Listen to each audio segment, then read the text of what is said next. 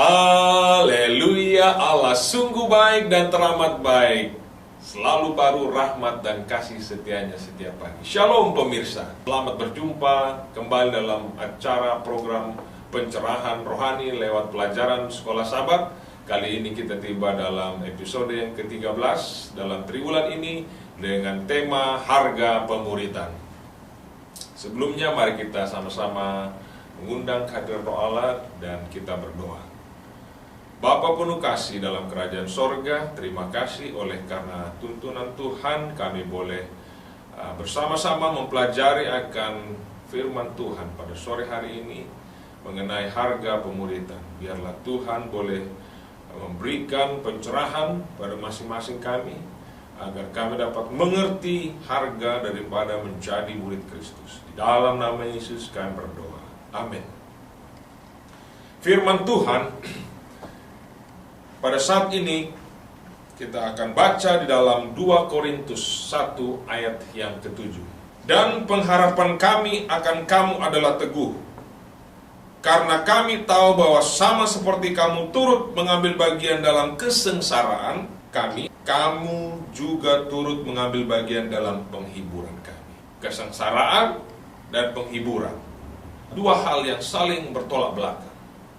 Tetapi pernah juga kita mendengar ada judul film dengan tema adalah sengsara membawa nikmat. Apakah demikian dengan pemuritan atau menjadi murid Kristus? Saya melihat tokoh Yesus sebagai seorang yang memiliki karakter penuh kasih, membawa damai, membawa kebaikan, kasih sayang, ya.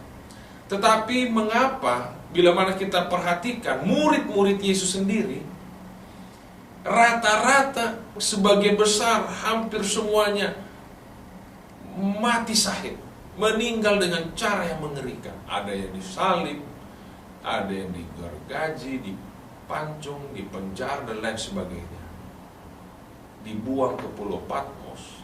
Mengapa demikian?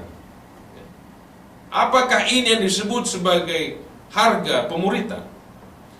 Dan kalau memang ada harga pemuritan, harga menjadi murid Yesus, apakah itu merupakan satu harga yang sangat mahal atau murah?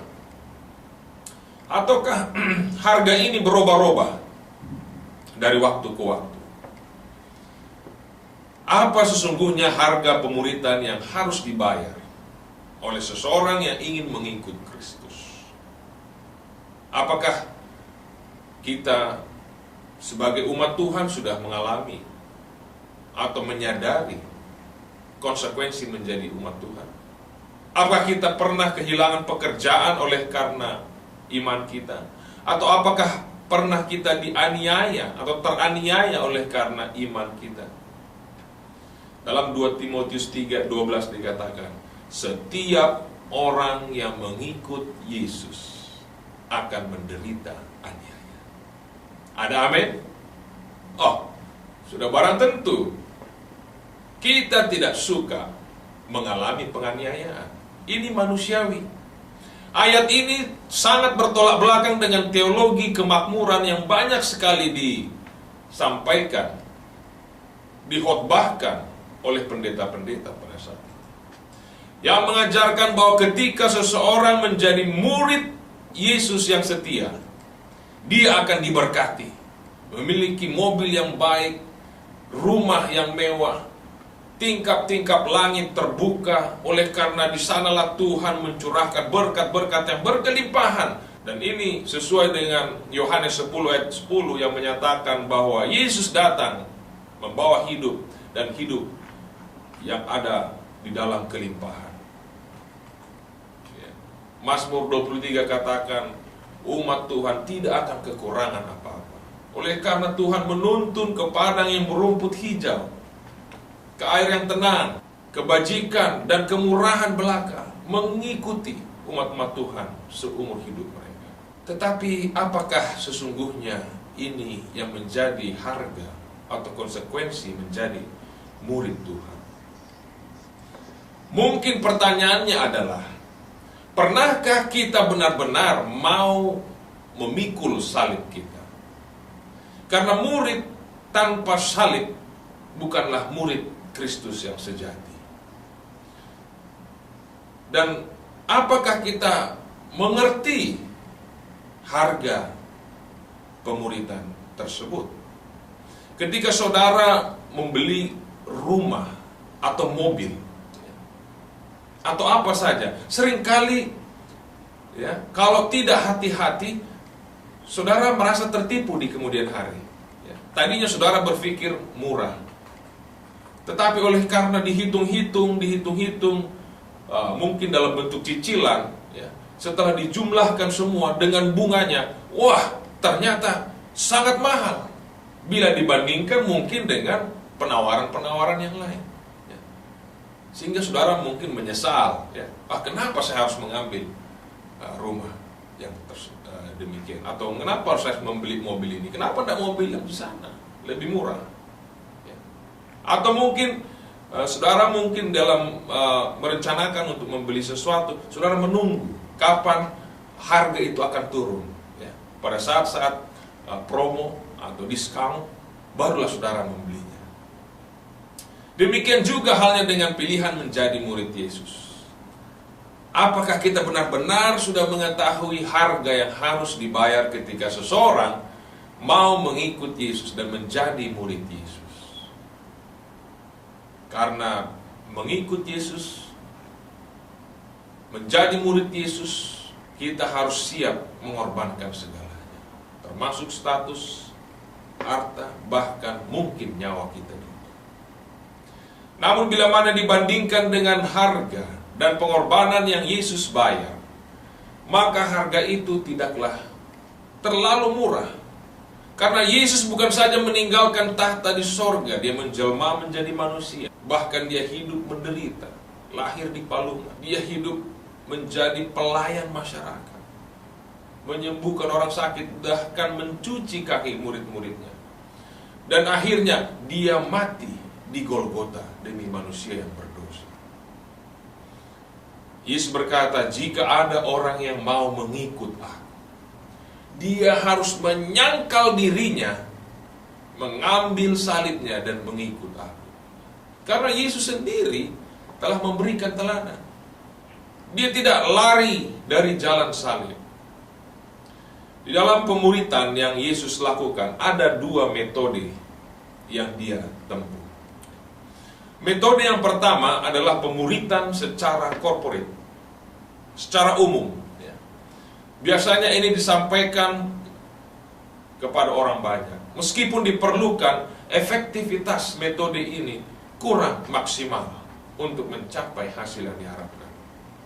Contohnya lewat khotbah, lewat seminar, lewat pelatihan, care group, KPA, dan lain-lain. Ada banyak orang yang mendengarkan khotbah di atas bukit, tetapi tidak menjadi murid yang dewasa, bahkan pada akhirnya meninggalkan Yesus dan bahkan berteriak, salibkan dia, karena proses pemuritan itu berhenti di tengah jalan.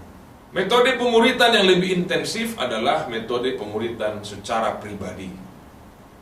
Metode ini lebih efektif karena menarik perhatian individu untuk menjadikan seseorang sebagai model di dalam kehidupan, teladan hidupnya, dan menyangkut komitmen seseorang. Metode pemuritan yang pribadi, sifatnya pribadi, lebih dibutuhkan khususnya bagi mereka yang baru bertobat, bergabung dalam jemaat Tuhan.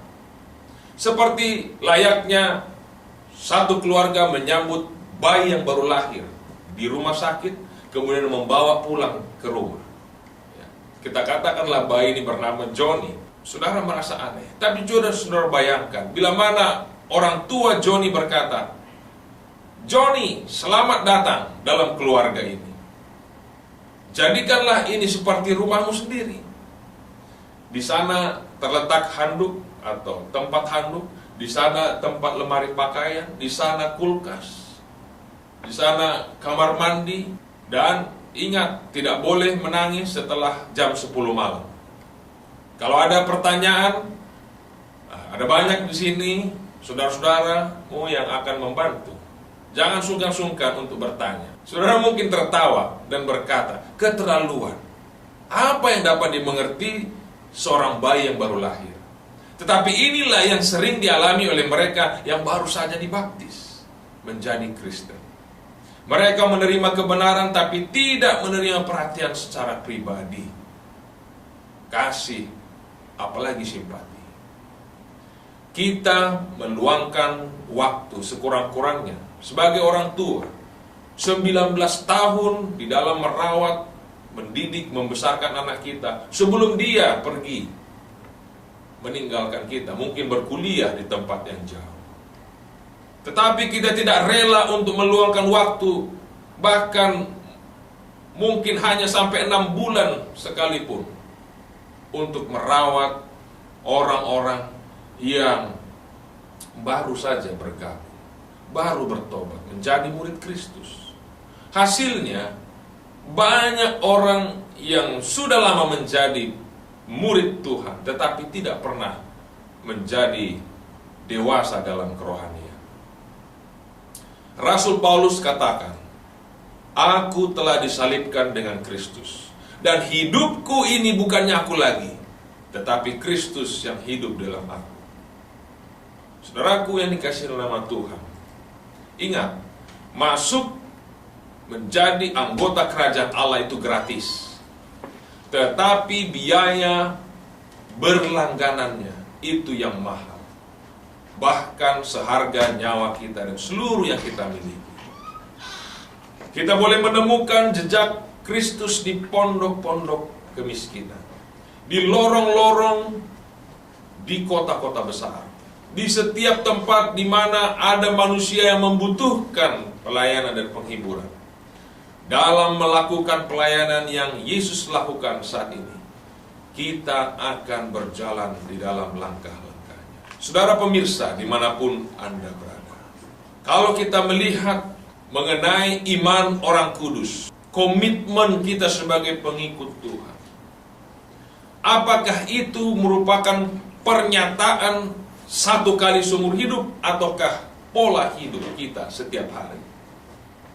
Bukankah ini merupakan suatu hal yang secara konsisten harus disampaikan oleh umat-umat Tuhan sepanjang kehidupan mereka? Inilah sebenarnya pemuritan atau harga daripada pemuritan itu. Paulus sering mengorbankan harga dirinya dalam jemaat sendiri, jemaat yang dia layani. Ia mendapat kesulitan, tantangan oleh karena kepercayaan. Demikian juga mungkin kita yang hidup di dunia yang saat ini tidak peduli lagi akan hal-hal moral misalnya. Misalkan saja seorang yang tidak mencuri atau berdusta. Apakah orang tersebut tidak melakukannya oleh karena dia melihat ada sesuatu yang berbahaya jika dia melakukan hal itu, atau dia hanya ingin menyenangkan Allah? Ketika alasannya adalah oleh karena dia merasa Allah begitu baik dan berkewajiban untuk menyenangkan Tuhan, maka itu hanyalah merupakan prinsip berterima kasih kepada Allah. Atau bisa saja oleh karena rasa takut akan hukuman, atau bisa saja oleh karena ingin mendapatkan pahala. Tetapi bila mana orang tersebut menyadari bahwa dengan melakukan hal tersebut, maka dengan itu dia melakukan kebenaran dan dia sungguh-sungguh ingin melakukannya, maka dengan kata lain dia sudah mencapai kedewasaan rohani, bukan oleh karena faktor-faktor yang lain. Saudaraku, bila mana kita melihat pengalaman Ayub di dalam Ayub 1 dan 2, kita akan mengetahui tentang kontroversi yang besar, pertentangan yang besar. Bila mana kita menyadari adanya pertentangan besar di dunia ini, maka segalanya akan menjadi masuk akal. Bila mana kita mengetahui bahwa iblis diizinkan untuk menjadi penuduh, sementara Allah adalah penjaga, semuanya akan menjadi masuk akal. Bila mana kita melihat dari sudut pandang Allah, melihat alam semesta ini, dan apa segala sesuatu yang terjadi dalamnya, dan Tuhan berkata, mari kutunjukkan kepadamu segalanya. Di mana setan mencobai Ayub, maka ini akan mudah dimengerti. Tetapi Ayub tidak memiliki pengetahuan seperti yang kita miliki saat ini. Namun satu hal yang pasti yang dia ketahui, bahwa Allah itu baik. Dan dengan demikian Ayub memiliki keyakinan dan sikap yang sama seperti Abraham ketika ingin diperintahkan untuk mengorbankan anaknya yang tunggal. Meskipun nampaknya tidak masuk akal, tetapi dia patuh, taat, tunduk kepada perintah Allah yang maha baik itu. Inilah nilai makna dari buku pengetahuan alam semesta dari sudut pandang Allah. Bila mana kita melihat buku-buku ilmu pengetahuan yang berkembang saat ini, sains yang kita peroleh lewat mungkin internet dan lain sebagainya, dan ketika kita membandingkan informasi tersebut dengan pengetahuan Allah yang sempurna dan tak terbatas, maka semuanya itu akan menjadi sia-sia dan sangat tidak berarti. Itulah sebabnya dalam menjembatani atau untuk menjembatani ketidaksempurnaan pengetahuan kita dengan sempurnanya pengetahuan Allah, maka dibutuhkanlah iman. Iman menjadi satu tanda bahwa masih ada hubungan antara orang tersebut dengan Allah. Iman yang tidak mau mempertanyakan mengapa saya harus menderita atau memikul salib. Oleh karena kita tahu bahwa rancangan Tuhan adalah yang terbaik. Iman adalah ketergantungan kepada Allah, yakin sepenuhnya bahwa Allah lebih mengetahui yang terbaik daripada saudara dan saya. Di Taman Getsemani, Kristus merasakan bahwa kesatuannya dengan Bapa seolah-olah hampir hilang. Ia takut bahwa dalam sifat manusianya ia tidak akan mampu bertahan menghadapi konflik maupun penderitaan, bahkan kuasa-kuasa kegelapan. Namun dia percaya pada kehendak Bapa Sorgawi. Setelah membuat keputusan, ia jatuh rebah ke tanah. Demikian juga Ayub. Ketika dia ditutupi dengan bisul, berada di atas tumpukan abu dan kotoran, sakit yang luar biasa, dia memuji Tuhan. Dapatkah Anda bayang? Dan mungkin masih banyak lagi umat-umat Tuhan yang teraniaya, terpenjara, dikucilkan, menderita, namun tidak sempat memberi kesaksiannya seperti Ayub. Justru dalam kesengsaraan dan penderitaan, sifat-sifat Kristus direproduksi, dimatangkan dalam hidup seseorang. Ujian akan menghasilkan ketekunan dan kematangan. Pemberian atau karunia sorga yang terbesar, kehormatan tertinggi yang sorga dapat berikan kepada umat manusia adalah persekutuan di dalam penderitaan Kristus. Apa yang Anda lakukan menghadapi saat-saat sulit? Meskipun Yesus begitu terpukul oleh pengalaman yang mengerikan, di mana Bapaknya nampaknya diam, tidak berkomunikasi ketika ada di Taman Getsemani ataupun di kayu palang, dia berseru dalam penderitaannya, Allahku. Yesus berseru, Eloi, Eloi, lama sabachthani. Allahku, Allahku, mengapa engkau meninggalkan aku? Tetapi dia berseru, ya Tuhan, ke dalam tangan-Mu lah kuserahkan nyawa. Di dalam pergumulan di Getsemani dia berseru, jadilah kehendak-Mu, bukan kehendak-Ku yang jadi. Inilah suatu kematangan atau kesempurnaan daripada Yesus.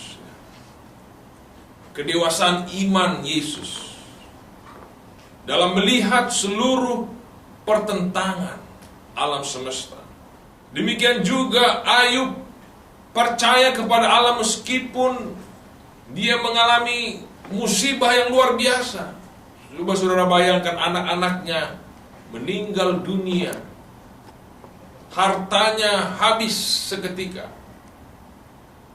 dan dia kehilangan kesehatan, menderita penyakit yang menyiksa.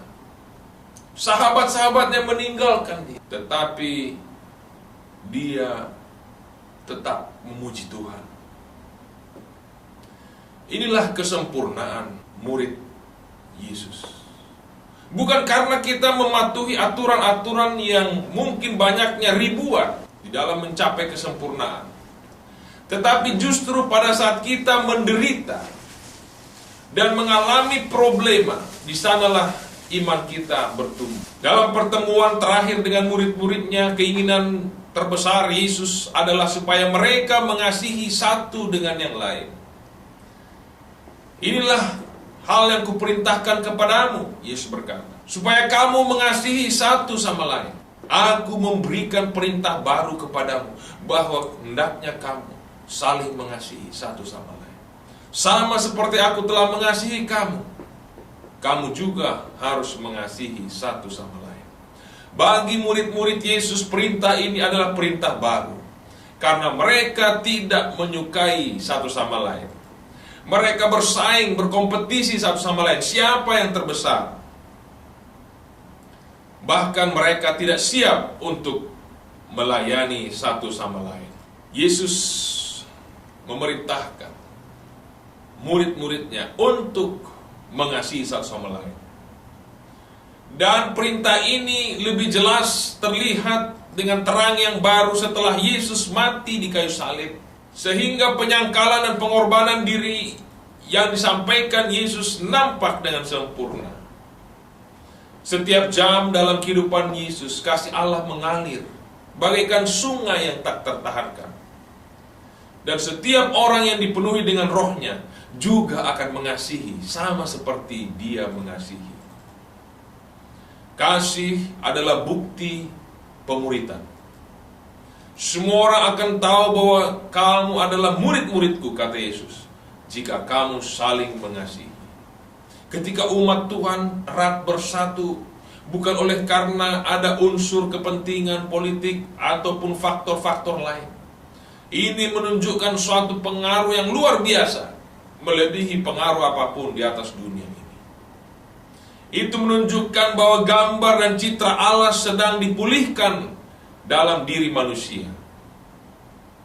Hal ini menunjukkan bahwa ada kekuatan ilahi yang menekan dorongan keinginan jahat, yaitu keegoisan yang melekat di dalam hati manusia. Cinta kasih yang murni yang diwujudkan dalam jemaat pasti membangkitkan murka iblis. Namun Yesus berkata, jika seluruh dunia membenci kamu, kamu harus tahu bahwa ia telah membenci saya. Dunia telah membenci saya terlebih dahulu. Jika engkau merupakan bagian dari dunia, dunia akan senang menerimanya. Tetapi karena kamu bukan berasal dari dunia, tetapi oleh karena saya memilih engkau dari dunia ini, oleh karena itulah dunia membenci kamu. Inilah saudaraku, harga dari pemuritan itu. Inilah firman yang telah kukatakan kepadamu. Hamba tidak lebih besar daripada tuannya. Jika mereka telah menganiaya aku, mereka juga akan menganiaya kamu.